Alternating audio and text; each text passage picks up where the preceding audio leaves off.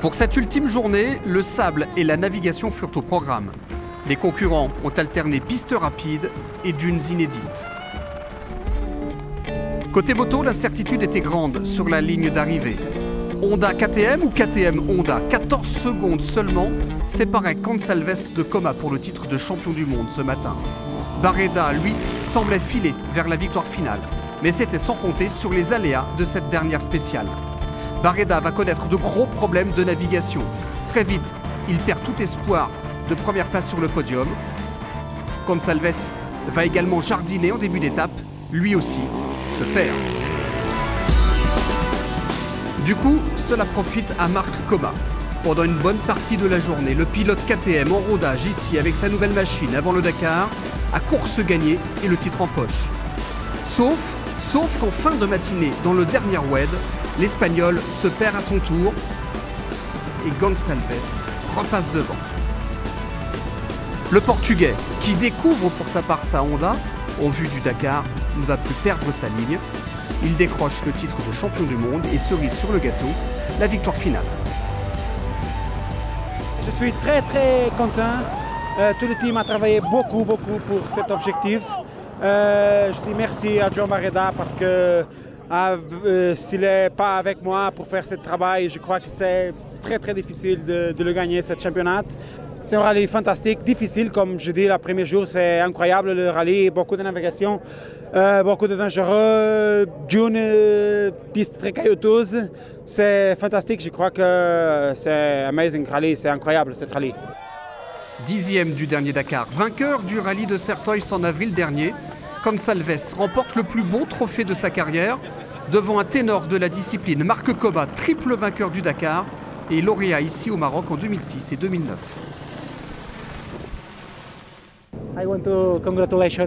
Je tiens à féliciter Paolo pour cette très belle saison.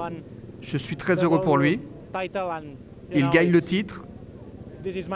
Cela veut dire qu'il a fait une excellente saison. Seulement un point de mieux, et c'est assez pour gagner le titre. L'an dernier, Coma s'était cassé la clavicule ici en milieu de rallye, le privant de Dakar.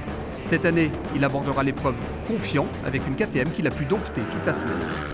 Finalement, le grand perdant du jour, c'est João Barreda. Il pouvait remporter ce rallye. Malheureusement, il s'est donc égaré. Il finit la spéciale 9e et au général, il prend la 3e place pour son premier Maroc. Ce fut tout de même une belle journée pour Honda. Je suis ravi pour l'équipe, pour Paolo, pour Honda, parce que c'est le premier titre de champion du monde pour nous. Je suis enchanté, vraiment. Maintenant, on connaît notre niveau. Nous devons continuer à travailler sur la moto, à nous entraîner jusqu'au Dakar.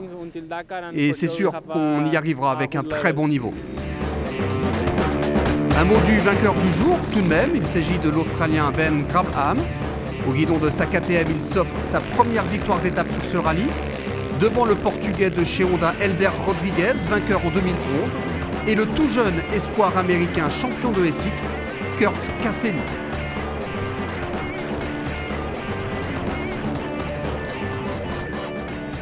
Enfin, cette image de quad avec le succès du showman polonais Rafał Sonik. Allez, on se remémore le classement général avec la victoire de Paolo Gonçalves. 3 Honda aux 5 premières places. Olivier Pain est le premier français. Il est 8e à 1h06 du vainqueur.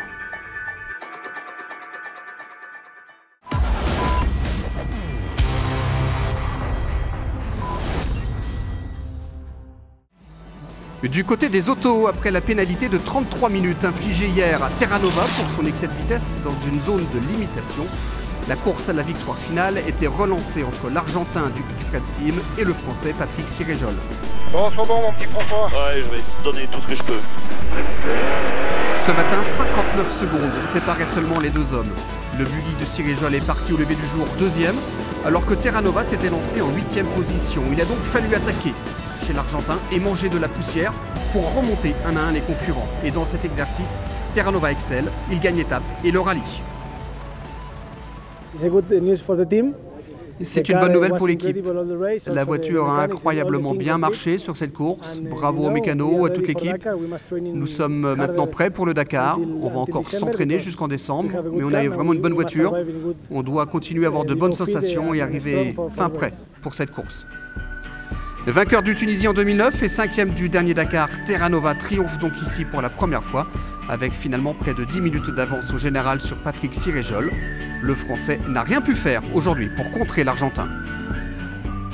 Un peu déçu parce que bon, mais bon, il est un peu au-dessus de toute façon, puisque même en roulant à fond comme on a fait sur les 2 premiers CP, il nous avait pris 5 minutes, donc vous voyez, il n'y a pas photo quoi. Patrick Siréjol termine la journée 4e après de 9 minutes de Terra Nova donc, et derrière le Russe Vasiliev 2e et un autre Argentin, Federico Villagra, qui complète le podium du jour. On n'oubliera pas non plus les camions. Elisabeth Jacinto a survolé la catégorie. La Portugaise, 3e l'an passé, succède au palmarès au Néerlandais de Roy. Un peu de stress dans les dernières dunes, mais c'est le monstre de la compétition qui est toujours avec moi, c'est ça. Le classement général avec le succès donc d'Orlando Terra Nova, l'Argentin. 3 Mini aux 4 premières places. Patrick Siréjol donc est la bonne surprise de la semaine. La Toyota de Dabrowski est 5e.